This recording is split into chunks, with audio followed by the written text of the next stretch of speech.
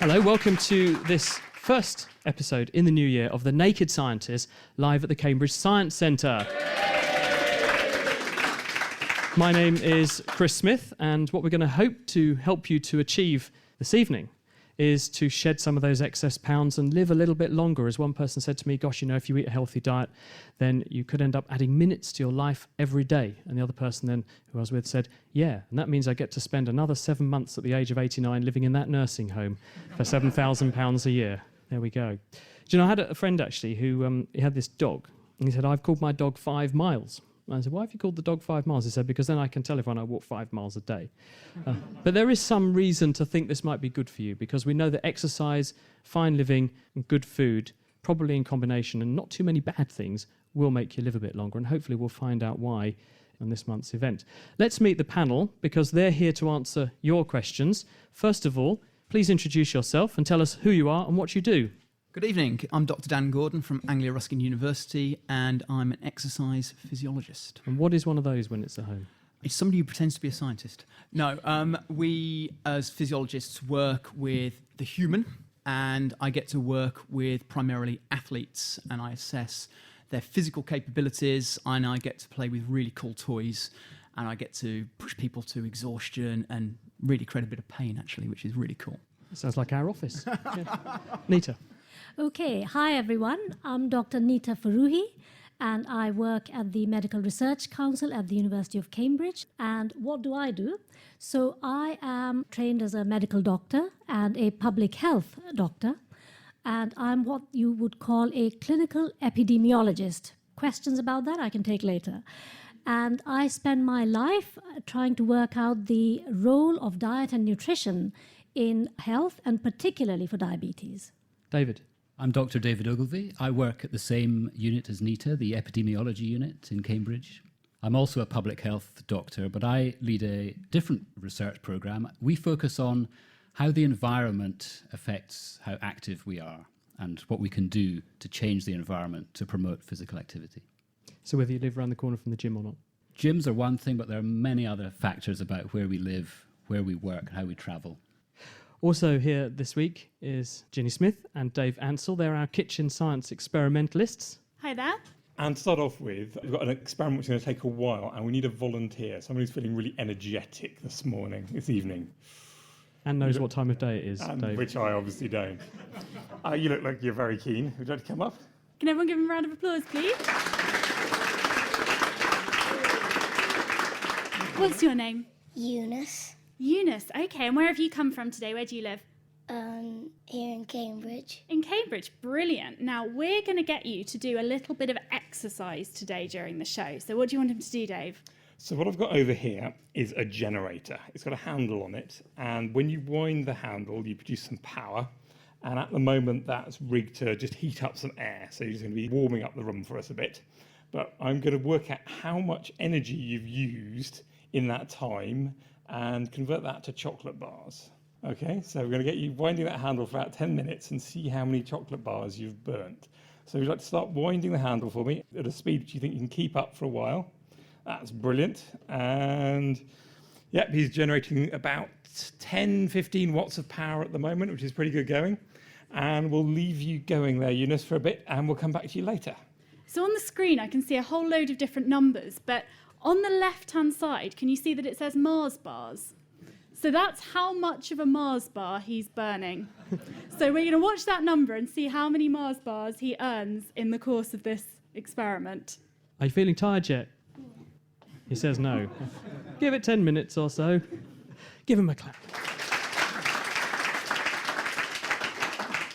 Well, let's start with Dan Gordon, because you ought to tell people you have quite a good track record, don't you, in sport? Tell people what you do. That's quite a good pun. Yeah, I was an international track cyclist, so I used to race tandems on the velodrome. So that banked cycling track, but rather than use just one person on a bike, we had two. Isn't that cheating? Yeah, it is slightly. It was quite good. I got to put my feet up on the back, and the guy at the front just pedalled in. Yeah. But did you get any records? Yeah, I held 2 world records, and I still hold 1 world record. Which one? I hold the world record for a kilometre outdoors. Wow. Which has stood since 2003. He's got to get a clap for that, surely. So, are you really nervous then every time the Olympics comes round? Are you thinking, oh, they might get my record? No, I get quite anxious actually, and particularly in London, a lot of the guys that were racing with the guys I used to race with, in fact, the guy I used to ride the tandem is still racing, and it's quite hard to be sitting the other side of the barrier. And I've got kind of itchy feet, particularly with about 4 months to go, and I did announce to my wife that I thought I might make a comeback. Oh, no. And I got shouted down very quickly, but yeah, I'm not worried about the record going. That's what they're there for. So how fast are you going on those bikes? For the kilometre time trial, it's about 60 kilometres an hour, so in old money it's about 43 miles an hour. That's amazing, isn't it? Is that what inspired you to become an exercise physiologist, or were you already a scientist? I was already a scientist at the same time, so I was very fortunate that I'd actually retired from athletics. I'm going to show off now. I was an international athlete. I did track and field internationally, and I retired, and then saw an advert saying, have a go at tandem cycling. So I was working at the same time, so it's been quite nice. I've been able to tie my sport with my profession, so it's been really quite fulfilling in that sense. So what are you trying to understand when you do experiments on people? What questions are you asking? Well, the questions I'm asking in the research is what limits our ability to use oxygen? If you think what we're doing now, we're all sitting here, and especially the young chap who's doing the exercise in the corner, we're having to use oxygen. We are, by definition, what's called aerobic, and we use oxygen because oxygen is the primary fuel currency. If you think about the way he's turning that crank, his muscles are lengthening and shortening. And what we want to know is what limits that upper ability to do that. There's a point where you cannot provide enough oxygen to meet the demand. And there's a huge debate about, well, is it limited in terms of it's something to do with the heart? Because if you think what the heart does, it pumps all that oxygenated blood to the muscles and so on. Or is it a limitation at the muscle? And so the experiments that we're doing are really to find out where that limitation sits, and is it different, for example, between somebody who's highly trained, maybe a Bradley Wiggins, to somebody who is untrained or sedentary. Then once we understand the mechanisms, we can then start to actually understand the underlying pathologies and so on behind it. Are you the only athlete in your family, or does this run in your family? The genetic question. My father was a cyclist, and that's not why I fell into cycling. I was the typical, if he does cycling, I'm not going to do cycling. Why would you? So, yeah, he was a cyclist, but he had trials with Aston Villa and so on. So there is kind of a sporting heritage, I suppose, yeah. Shall we just catch up with how we're doing on the cranking? Because we've nearly burned 1/500th of a Mars bar. So how are you feeling? Fine. Yeah? Is anything hurting? Are you feeling tired at all? A bit. A bit. And where's it feeling tired? Here. In your arms. Okay, so your arms are working really, really hard, and that's where they're feeling tired. How much of a Mars bar does it feel like you've actually worked off so far? 2. 2 whole Mars bars, but in fact, you can see on the screen it's 0.0027, so we're nowhere near a Mars bar, let alone 2. Why does it feel like you're burning off so much more than you actually are? Well, I mean, it's a jolly good question. And in many ways, in this little experiment, you've hit on 2 major themes. One is exercise hurts. And that's one of the big reasons that we get significant dropout rates in terms of exercise, because actually there's a huge discomfort with it. The second thing is, unfortunately, genetically, we're not very well built. Thanks very much. Well, apart from some of us, anyway. If you think about the way those muscles are lengthening and shortening, and he's got a great pair of guns, hasn't he, the way he's turning that. But they're lengthening and shortening. And he's providing the oxygen, but what's happening is, for the muscles to lengthen and shorten, you have to use a chemical in the muscle, and that chemical's called adenosine triphosphate. Sounds really technical. It's nothing particularly clever. But the key point is, in order to use that ATP, we have to get the energy from it, and we use water. Simplest process ever, it's hydrolysis. In that process, we generate heat, and actually, this is the problem. We actually lose 70% of that energy in the form of heat. So we're actually only about 30% efficient. So at some point, the government will tax us because we're producing all this adverse heat. That is why it actually tends to feel harder, because actually we're not mechanically very efficient at doing this, any form of exercise, and particularly when it's something like that you're not used to doing. So going back to my question about your family, does it mean then that some people are better at coping with these situations, or have better ways biochemically of preventing this problem? Yes. There's a number of camps on this, but there is no doubt there's a genetic predisposition to being able to do exercise. And we know that there are certain genes that seem to describe whether you are an endurance athlete, whether you are maybe a high jumper. But we're also starting to recognise now that there are genes that actually describe why people don't respond to exercise. And I'm sure everybody's suddenly going, oh, well, hold on, this explains everything. This is why I don't go to the gym. We're starting to understand it's about 1 in 10. That's quite a high number. Would potentially be a non-responder to cardiovascular exercise, which is the predominant form of exercise we talk about in terms of maintaining a healthy lifestyle. I say to my students, if you're not an Olympic athlete, it's very simple. Just blame your parents. Because that's really the backdrop to everything you do. You are working within the genes that you're given. Anyone here got some good genes for exercise? Have we got any athletes in the audience? Are you an athlete? Very much an amateur athlete. What's your event? Well, I row and I run. What's your name? A Fergal.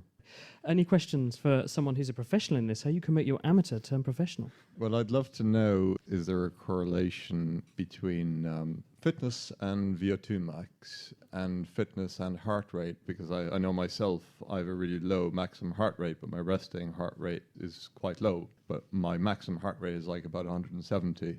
And I just wondered why that is. Yeah, Lots of questions in there. Maybe you should start by telling people what VO2 max is. Yeah, I mean it's interesting because that's actually where my research is. VO2 max is what it says. It's the maximum volume, V for volume, maximum volume of oxygen that you can take up from the air and use for the generation of energy.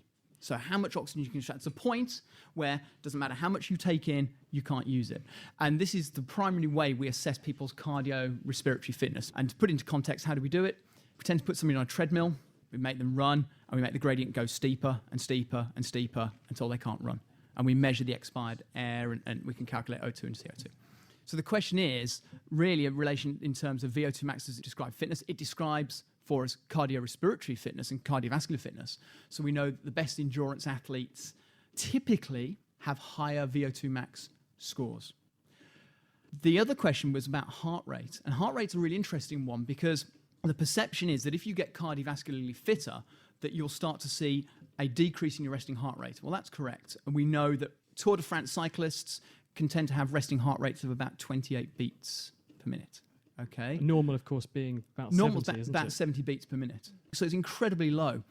But there's a paradoxical response because the general conception is that if you're exercising and you want the heart to pump that blood to the exercising limb, you'd expect the maximal heart rate to increase. It doesn't. The maximal heart rate starts to decrease. And the reason for that is, if you think about the experiment that's going on in the corner, so the poor chap is still going. So we're going to, hang on, let's just, Eunice, how are you getting on? I'm exhausted. This poor guy has been turning this crank Dave has given him continuously throughout this evening's event. You've burned off 0.0049, so nearly 0.005 of a Mars bar. Well done. I guess to be fair to him, that he has actually burnt off probably 3 times that amount of energy because his muscles aren't very efficient. So he's probably burnt off 1.5% of a Mars bar in 10 minutes. Would you like to stop? Yes. Give him a round of applause. Well done.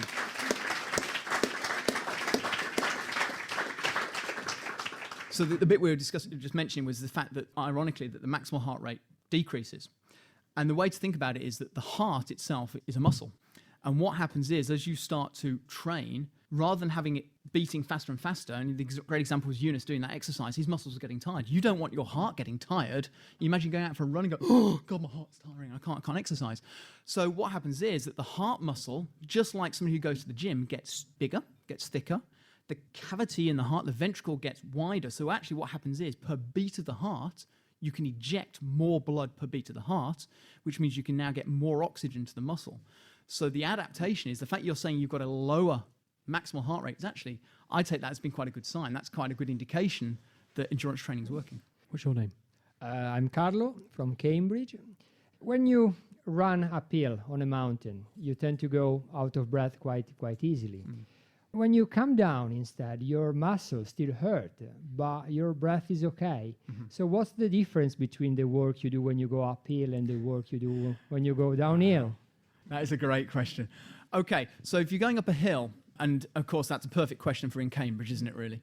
But if you imagine running up a hill, what's happening is, and it's the exact same example we had in the experiment, that as that hill is steep, the amount of oxygen you're taking in, it's struggling to meet the demand. So what happens is in the muscles, you start to use an alternate energy source. You start to borrow energy. And you're borrowing it from a source which is called anaerobic energy. The byproduct of which is this chemical called lactic acid. And this is what you start to feel. And this is coupled with carbon dioxide. And this is why you start to become breathless. When you go downhill, although you're perhaps running quicker, because you're running downhill, the way in which your muscles are moving is very different. Because what you're trying to do is now you're trying to apply a brake. So when you're going up the hill, the majority of the work is actually happening because the muscle is shortening. When you're coming down the hill, the muscle is acting as a brake. In other words, it's actually lengthening. And this is the really cool biological adaptation. If a muscle's lengthening, it uses almost no energy. Think of a spring. So if you've got a spring and it's sitting on the desk and you put your hand on it, you push the spring down, you're putting energy into it. It's like the muscle shortening. If it lengthens, all you've got to do is take your hand away and it springs back. There's no energy being imparted into the spring, and that's the way the muscle works. So actually, although you're running at a similar speed, you're using less metabolic energy, and actually you start to recover. You're listening to The Naked Scientists with Chris Smith and Dave Ansell and Ginny Smith, and our panel of esteemed guests. We're answering the questions of the audience here. Give yourselves a round of applause.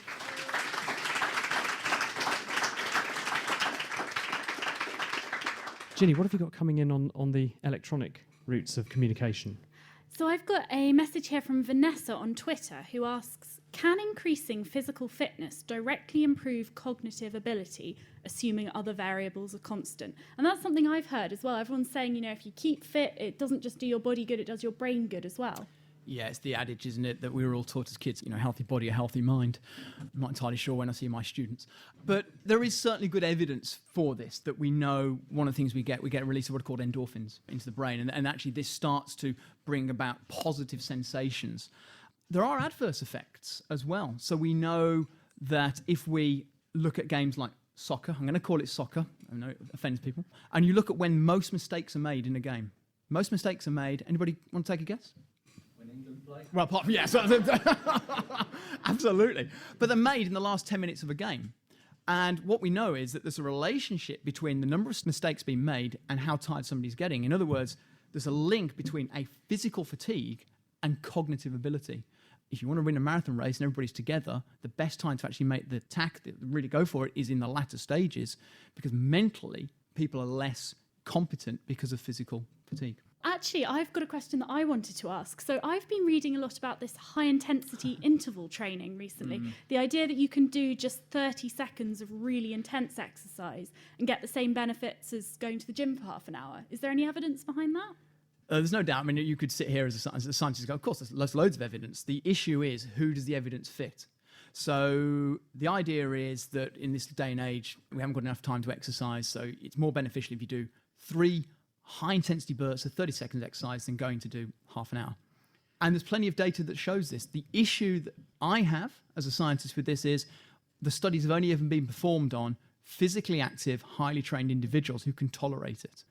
It's incredibly hard to ask somebody to work maximally for 30 seconds, have a couple of minutes rest, and then do it again, and do that 4 times, and do that 3 times a week.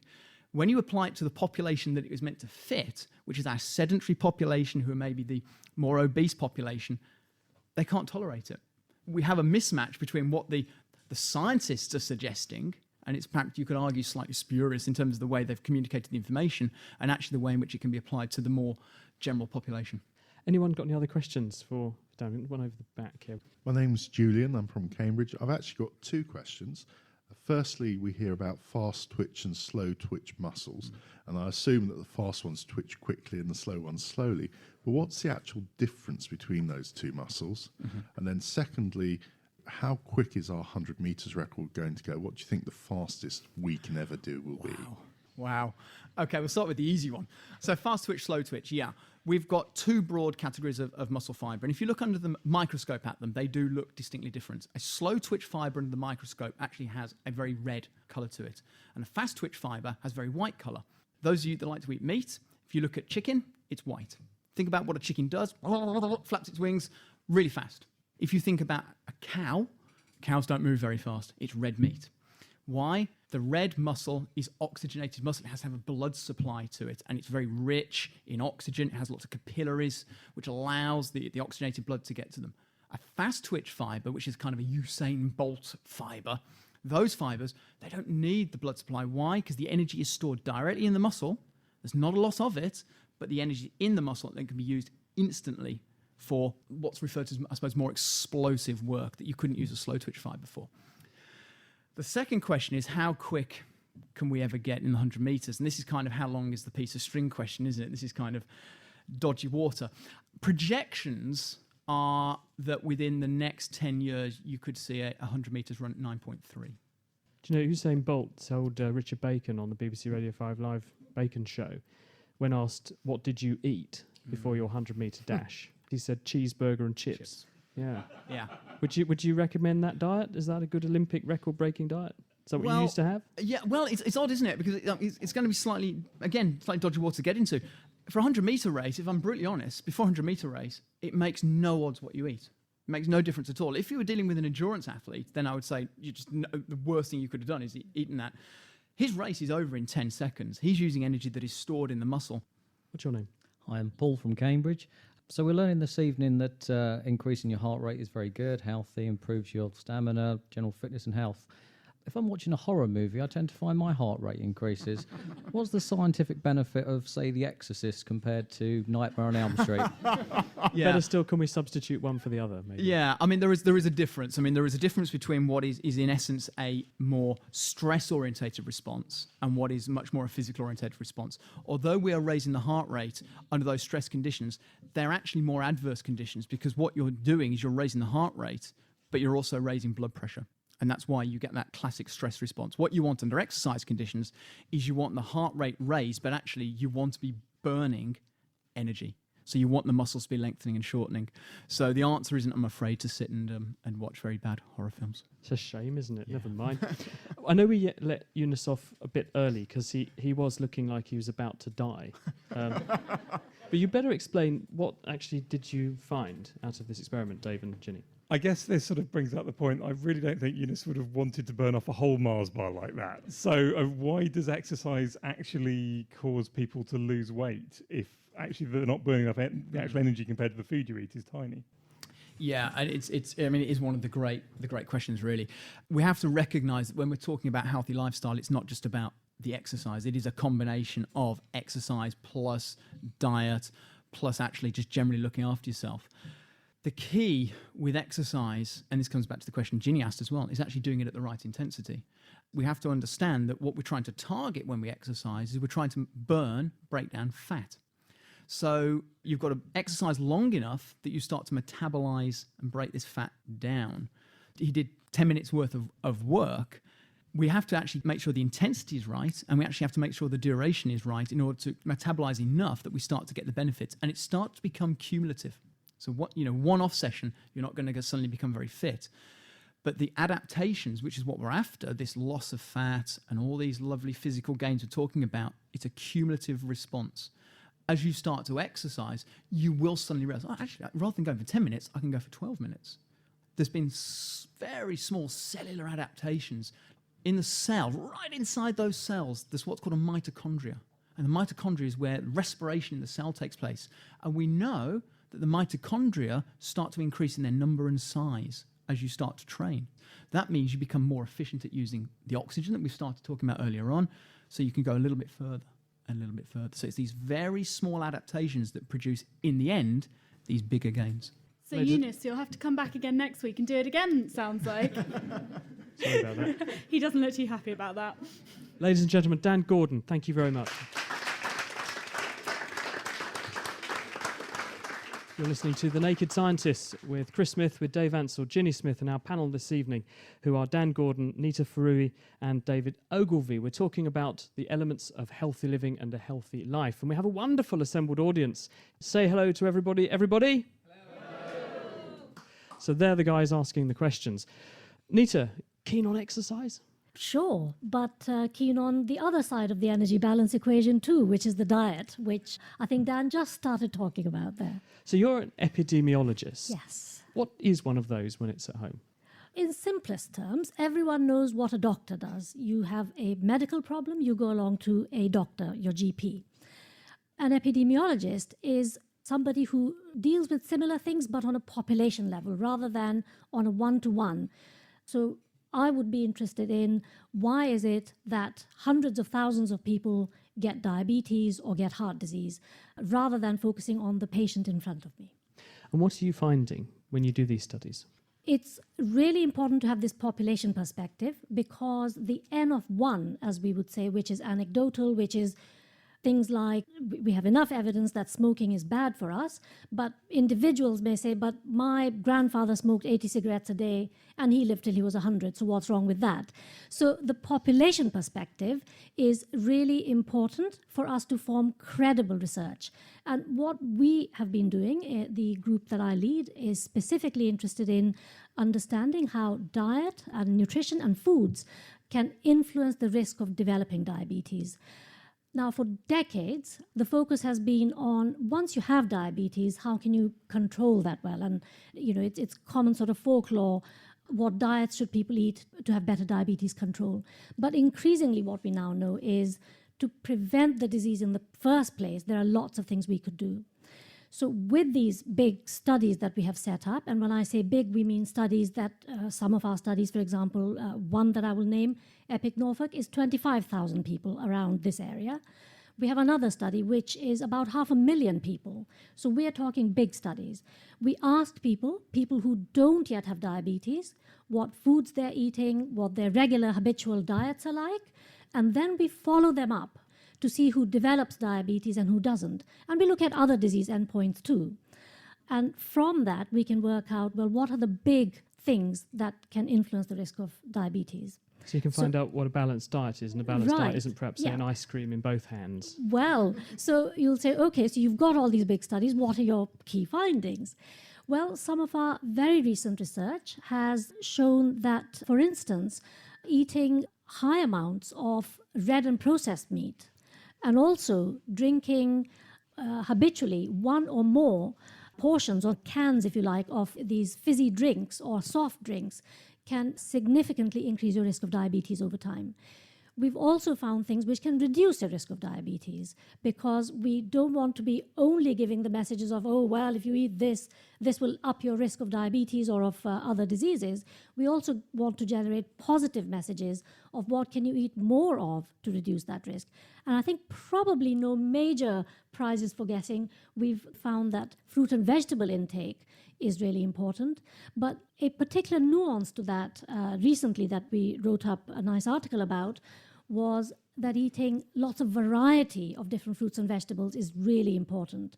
So I think most of you know about the 5 a day message, which is to eat 5 portions of fruit and vegetables a day for good health. But we've recently worked out that actually if you are partial to, say, apples, and you just eat 5 apples a day, that's actually not as good as going across a range of things, trying new types of fruits and vegetables, experimenting a bit. Why do you think that is, that 5 apples are not as good as 1 apple, 1 tomato, a banana and a cucumber and perhaps some lettuce then? Sure, really good question. And it's to do with the different types of content that you would get within the different fruits and vegetables. Fruits and vegetables are full of thousands of what we call phytochemicals, and they contain different proportions of vitamins, antioxidants, minerals, fiber content, the natural sugar content. So fruits and vegetables really vary in the amount of all these different hundreds and thousands of components. So by having a greater variety, you're taking the best of different types, basically. I've got a question that's come in on Twitter from Wayne Gemmell, and he asks, which diet is better, a high protein, so I assume he means low carb diet, or a high carb, low protein diet? So there's a lot out there about people favoring particular diets, and there's a whole host of diets that are becoming very popular, high protein, low fat, and so on. The distilled information from the research is it has to be a balance of food components within the diet. The foods have more to them than only protein and carbohydrates represent what we call macronutrients. But there's a whole host of other things that we eat in foods that matter.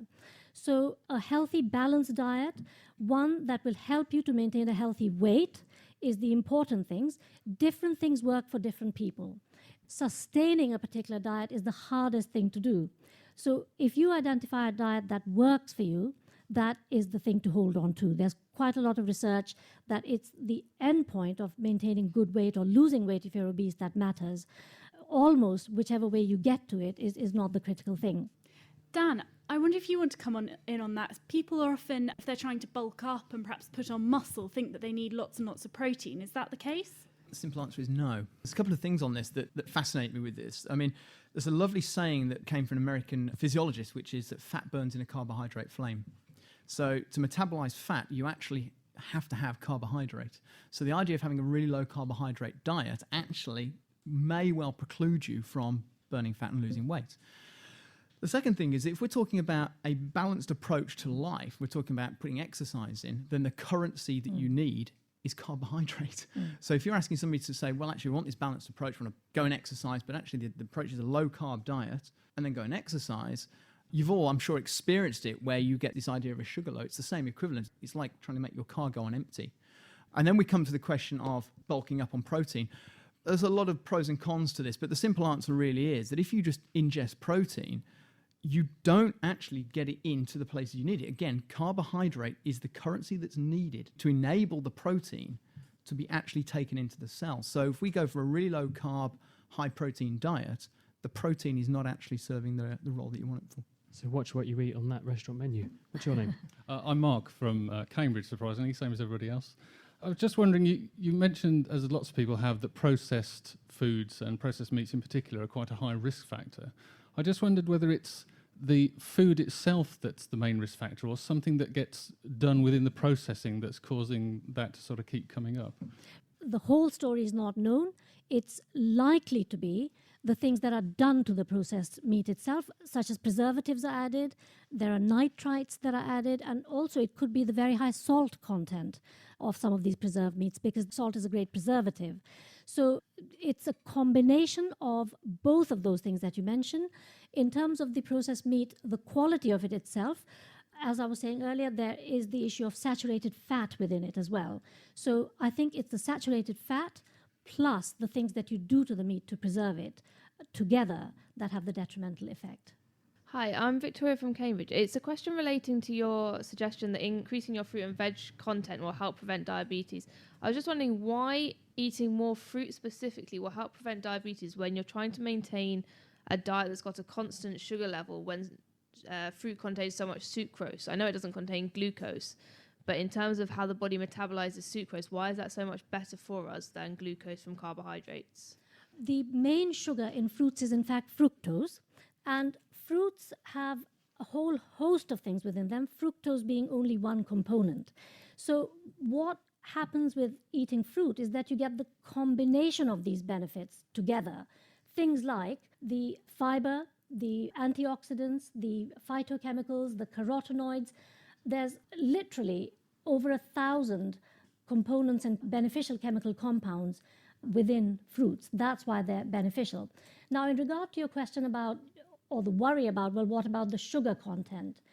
Taken together, the benefits of all these other factors outweigh any potential harm of the relatively small amounts of natural sugar that you will get from a portion of fruit. However, if you were to have a glass of juice of the same fruit, you would actually then have a whole larger number of fruit to make that one glass of juice. So there, proportionately, you would get a larger load of sugar coming into your body with an acute response physiologically within the body. But eating fruits is actually a really great and healthy way to protect against diabetes, obesity, and a whole host of other things because of those other components that go along with the sugar. What's your question? It's Julian. I wanted to ask a question about diabetes. There's a huge ticking time bomb, we're told, about type 2 or late onset diabetes. But there were reports in the press to say that you can reverse type 2 diabetes by putting people on a very low, I think it was about 800 calorie a day diet for 6 to 8 weeks. Do you have any further information on that? Yes, sure. So that is very promising. And there are small-scale studies of those research groups that have come up with that idea, where they have shown that indeed that is the case if you put people on very drastically low-calorie diets. In fact, they were even lower than 800 calories, down to 600, even 500 calories. can lead to what we call a remission of diabetes if people have it. And there are claims that it may even cause reversal of diabetes.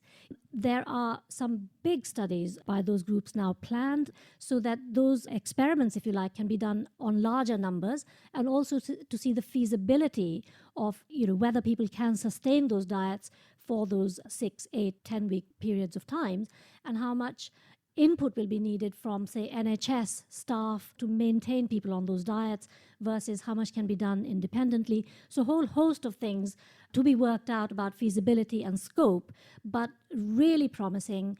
And if that is the case, then even if it was remission rather than reversal, it is important to follow through on that. One person said to me that these low-calorie diets, these extreme low-calorie diets, regardless of whether or not they add years onto your life, they sure as hell make it feel like you're living forever because it's so boring and so hard to do. It makes you work hard. Ladies and gentlemen, Nita Faroohi, please show your appreciation.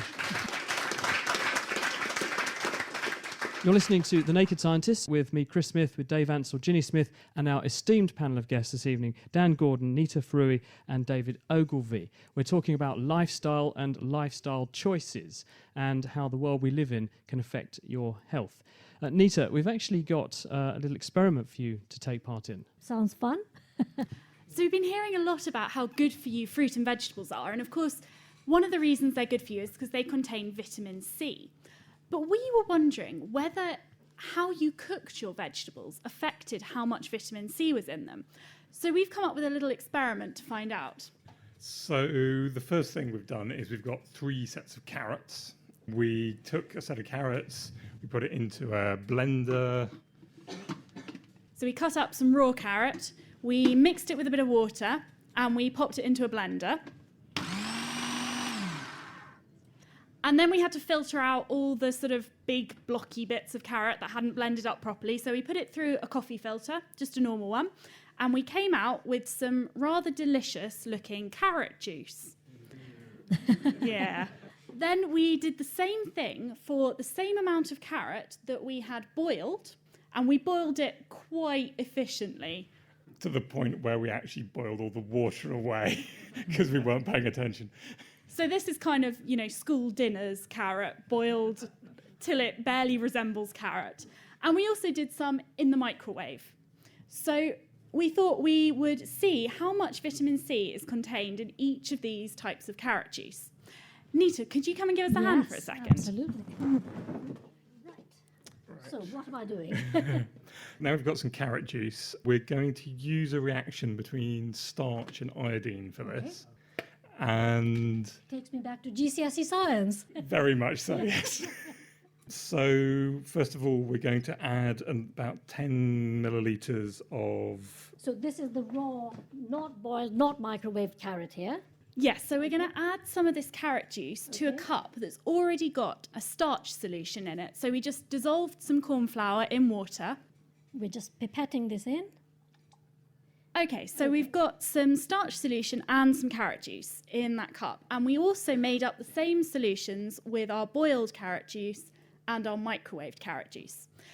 3 orange cups of carrot juice. They don't look hugely appealing. They're a sort of slightly watery orange colour, like maybe a very fake-looking orange squash. Now, Dave, what are we going to do to see how much vitamin C is in here? What we've got here is some iodine solution. And iodine can exist in 2 types. There's iodide and iodine. And it's only the iodine which will react with starch, and that produces a really dark colour.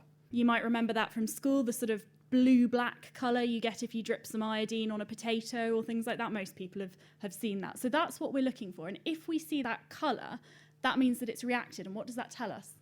The vitamin C will react with the iodine and keep it in the iodide state so it doesn't react. So the more vitamin C there is there, the more iodine we can add before it will react. Okay, so we're looking for different shades of blue. The darker the blue, the less vitamin C is in our juice. The lighter blue will mean there's more vitamin C in there. So we're going to put the same amount of iodine in each of our cups and see how much there is. About 15 drops. So this is a fair test, I hope, which is 15 drops in each. Yeah. And are we going to count this down? Yes. 1, 2, 3, 4, 5, 6, 7, 8, 9, 10, 11, 12, 13, 14. Okay, that was 15. Okay, so I can see there's a really bright blue colour at the top here, and we're going to swirl it a bit and see what happens. Okay, so it's staying quite dark, isn't it? And which one was that? That's the raw one. Ah, okay. Well, actually, hang on, it's started to go a bit paler now. We'll do the same with the other one. Okay. 1, 2, 3, 4, 5, 6, 7, 8, 9, 10, 11, 12, 13, 14, 15. There we go. Okay, let's give that one a swirl. Again, we've got a bright dark blue to start with, and we're swirling it. So that's And the boiled same one. in the other one. And now the microwave one. There we go. In the best. So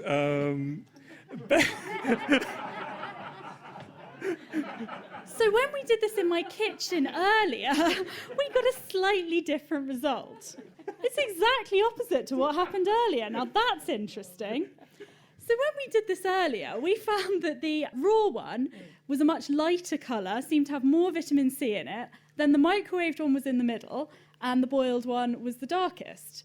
We appear to have the opposite. So I think we've actually discovered something new by doing this experiment, which is if you leave raw carrot juice lying around for a long time, the vitamin C will actually get destroyed probably by enzymes and things floating around inside the carrot juice. But if you cook it, it will preserve it and it will last a lot longer.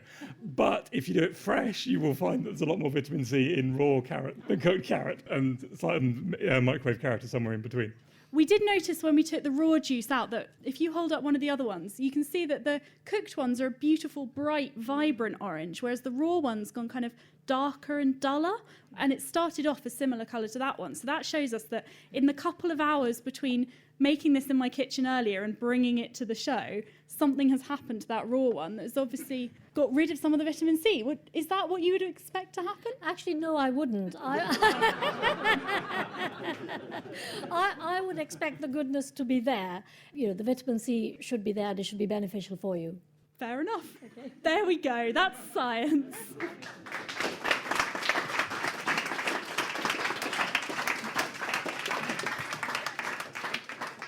Any more questions for Nita? Hi, I'm Mark from Cambridge. I was just wondering, to what extent do the positive and the negative risk factors cancel out? I mean, I really like sausages. So is there an amount of fruit that I can eat to compensate for me eating a sausage, or will the negative factor of the sausage never be compensated? Nice try. It's all about the balance, and it's not about if I have a little bit of this, is that still bad for me, and can the harm never be compensated for by the good things? No, it's not like that. It's about portion control, it's about the balance of things, and if you're partial to certain things, if you have it in moderation or small amounts on the odd occasion rather than a daily thing, then I think it kind of balances out. Much of our research, when we've analyzed the data on these large populations, does show that. So we are not kind of party poopers doing this research saying you mustn't eat this ever in your life. The point is, certain things, if eaten regularly, habitually, day in and day out in large quantities, have the detrimental effect. Having small amounts of something is okay, but yes, do eat the beneficial things on a habitual, regular, more often basis. Nita, thank you very much. It's been a pleasure. You're listening to The Naked Scientist with Chris Smith, with Dave Ansell and Ginny Smith at the Cambridge Science Centre, and our panel this evening, who are Dan Gordon, Nita Faroohi, and also David Ogilvie. David also works in the same department as Nita. You're also a sort of epidemiologist, but you do something a bit more, I suppose, applied. Yes, we look at physical activity rather than diet, and we look at a problem that's a bit upstream, if you like. There's lots of evidence that physical activity is good for health, and most of us would benefit from doing more of it. How can we help the population become more active? And I think we all know the message about physical activity, and we've been telling people this for quite a long time. We're not seeing a dramatic increase in the number of people who are very physically active. And so we're interested in whether there are other things we can do, particularly about the world that we live in, the environment, that might help support a more active lifestyle. Putting some numbers on this, because the National Obesity Forum put out their State of the Nation's Waistlines report last week. And I was quite staggered to learn that about one child in between 4 and 5, first off going to school, is already overweight.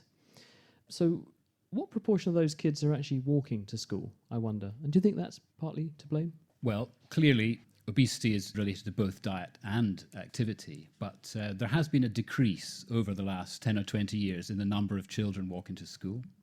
And of course, that mirrors changes more broadly in society. As adults, we tend to drive more than we used to for all sorts of other reasons. So walking to school, or indeed cycling to school, is something that some studies have shown that children are more keen to do than their parents sometimes realise. And we're very interested in the possibility of encouraging people to establish healthier lifestyles as early in life as possible, in the hope that they'll grow up into adults who want to continue to be active throughout life. But how do you think we need to go about that? Because, I mean, taking my own workplace at the hospital, you have to struggle to find the stairs. I am largely chained to a desk all day in my job. I mean, even the doors open automatically. So that must be contributing. Well, of course, if we went back 50 or 100 years, most of us would be doing much more physically strenuous work than people are these days. And of course, there are reasons for having lifts in hospitals and not making everyone travel up and down the stairs. I'm not proposing we make the patients walk. It's actually quite funny. You know that the lifts in Adam Brooks actually talk to you, and they say level 1 and level 2 and that kind of thing. We think they've missed a trick, actually, because we think they should put something in the voiceover, which if you get in at the ground floor and press level 1, it says, "Get out and walk, you lazy idiot." What do you think? Do you think that works? There are some studies going on, not ours, but elsewhere in the world, looking at ways of altering how lifts work to encourage people to walk, for example, by making lifts only stop on every second or third floor. But you're right. I mean, for some of us, there may be a limit to how much activity we can do while we're at work. But one of the things that may be more open to change is how we travel to work. The thing is that having cars has made it so easy for people to live where they like and work where they like. And if we wind the clock back, to your notional 50, 100 years when people weren't endowed with cars, people tended to live near where they worked, so they tended to walk or to ride on the bike, didn't they? Absolutely. We are dealing with the effects of technological advance, the automobile, which has obviously transformed society in many ways over the last century. And the thing is, even though most of us these days have cars, it doesn't mean we have to use them all the time. And a place like Cambridge, of course, many people do live close enough to work to walk there or to ride a bike. But just because you live further out in the country, for example, it doesn't mean you couldn't include some walking and cycling. And do you think there's a relationship then? People who live further from the town centre, are they more obese than people in the town centre? Well, it's not that simple, because there's lots of other confounding factors about how different types of people live in different places. Of course, as adults get older and have children, they often tend to move out towards the country because they're looking for more space, a bigger house or whatever. So one of the things we're interested in is studying commuters and how people travel to work and how that changes over time and how that's related to the environment and the transport system. What about also the way we construct housing? Because if you live on a street where you've got a car park straight outside, but it's a dangerous road, you wouldn't want your children walking along there. Sure. Those sort of factors must also make a difference. Yes, so there's lots of studies showing that people who live in some types of neighbourhoods are more likely to walk, for example, or be physically active in general than others. And there's lots of factors that might be in there. Sometimes it's about perceptions of safety. Is it safe to walk and cycle in the area? Would you let your children out unaccompanied? But it might also be about what destinations you have that you can walk and cycle to. If you live in a village with no amenities, and maybe no bus either, then you are kind of limited to using the car to get to places that might be several miles away. And something we're interested in is everyday activity for ordinary people. When I hear Dan talking about Olympic cycling and high-intensity training and so on, it does make me feel quite tired, because most of us aren't obviously going to be Olympic cyclists. And most people in the country would benefit from becoming more active, but it doesn't have to be anything exceptional like that. It can be in everyday travel about, the kind of activities that anyone could do. What's your name? Where are you from? Chris Heron from Cambridge. I've never learnt to drive. I've always had to walk everywhere because I won't cycle in Cambridge either. It's a death trap. And I go on walking holidays and I frequently notice people much younger than me really struggling because they drive everywhere. I usually ask them, I say, do you drive everywhere? And they usually say yes. But a thing that worried me lately was that I read that simply sitting is supposed to be terribly bad for you, and they're now encouraging people to stand up at work. And although I can walk for miles without getting tired, if I stand, I get very tired. So what is the latest on this? So the evidence on sitting time or sedentary behaviour is developing. We know more about the benefits of physical activity than the harms of spending a lot of time sitting, but there's a lot of research going on into that at the moment. But you're right to pick up on the issue of driving and walking or cycling. As of course, if someone was to make a change in their life to, let's say, even if they drive to work every day, if they left the car at home twice a week and walked or cycled instead, they're not only becoming more active, they're also reducing some of their sitting time. And over time, they might develop the confidence to do more of that. My name is Jess from St Ives. In the year past, we had Andy Murray, we had Wigan winning his race, and we did have the England playing well at cricket. Does that mess up your statistics when you see a spike of people buying bikes and trying to get fit, emulating their heroes? We're still analysing data from 2012 and 2013, so I can't answer the question directly, but what I would say is that we're not so focused on measuring whether people have bikes, for example. We're interested in looking at whether people change their behaviour and sustain that change. We follow people up over years. The aim here is not to have a flash in the pan, a New Year's resolution which is expired by the end of January. We're looking at ways of enabling people to build more sustained change so that their health will benefit over the longer term. I've got a question here on Facebook from Nishnaya, who I think this is really directed at all of you.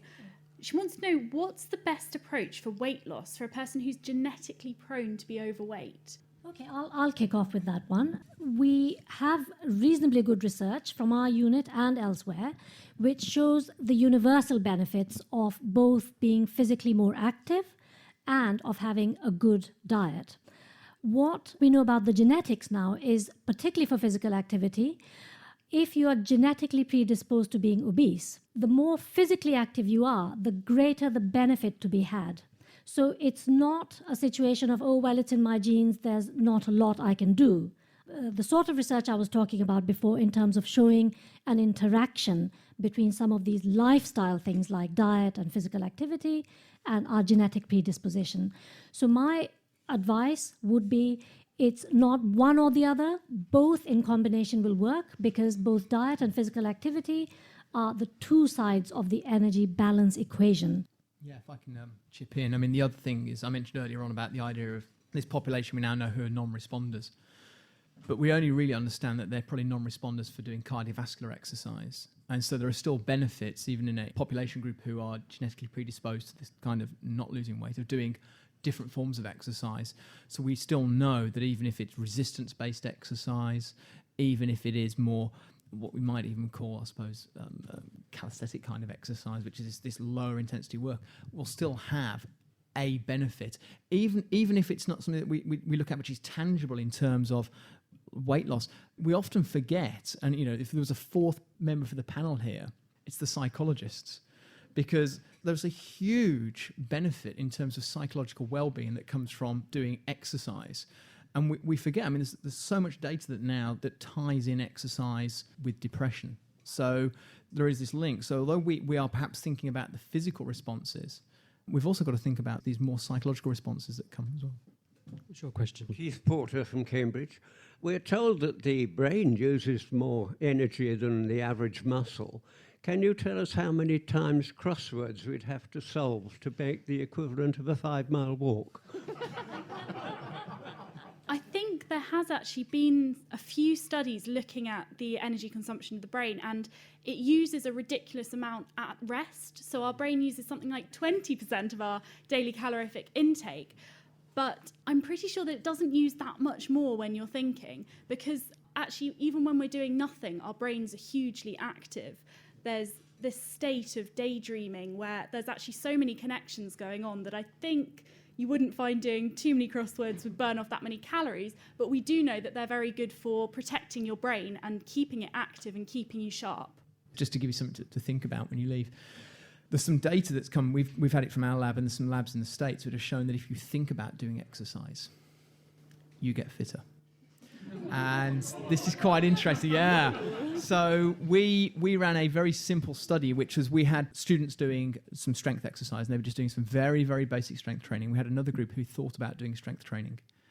Now, obviously, the guys that did strength training, they got the changes in muscle mass, but it was very, very interesting that the group who thought about doing strength training for a number of weeks actually showed, they didn't show increases in size of the muscle, but actually when we tested what they did before and what they did afterwards, they could lift more weight.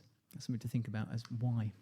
I think there's some evidence that actually exercise does give you new nerve cells in your brain as well. Perry Bartlett, who's a researcher at the University of Queensland in Australia, actually showed that in people who are either on antidepressants or taking regular exercise, you increase the numbers of new nerve cells being born in a part of the brain called the hippocampus. And instead of those cells being born and dying, they seem to survive for longer. So either antidepressants or exercise would potentially boost your memory, or doing something else as well, although maybe that would be a memorable experience for another reason. Let's get experimental. Ginny. Right, so we've been talking about all sorts of things that your body needs to keep going. Now, of course, there are all these other trace elements and things that we need, and a lot of them you can get in things like fortified breakfast cereals. So we've got a box of cornflakes here, and Dave's just going to take the bag out. Now, I'm going to have a look on the back and see what's in these cornflakes. So we've got vitamin D, vitamin B6, we've got folic acid, we've got vitamin B12, we've got riboflavin, all sorts of things. We've also got iron. So we're going to have a look at how we can see how much iron is in this bag of cornflakes and actually extract some of it. So what do we need to do, Dave? So the first thing I'm going to do is try and smash these up into very, very small pieces. Should we get someone to help us with that? Yeah. I think we got a volunteer at the front here. What's your name? Ellie. Brilliant, Ellie. So we just need you to scrunch up these cornflakes.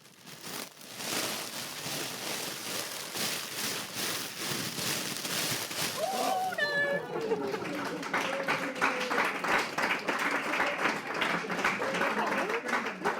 We might get a bowl to put them in. I think that might help. It was a cunning plan. It was. Okay, let's pop what's left of the cornflakes in the bowl.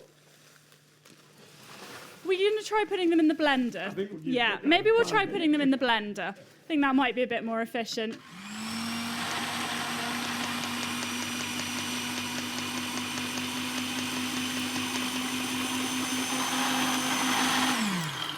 Wonderful. Okay, so now we have cornflake dust.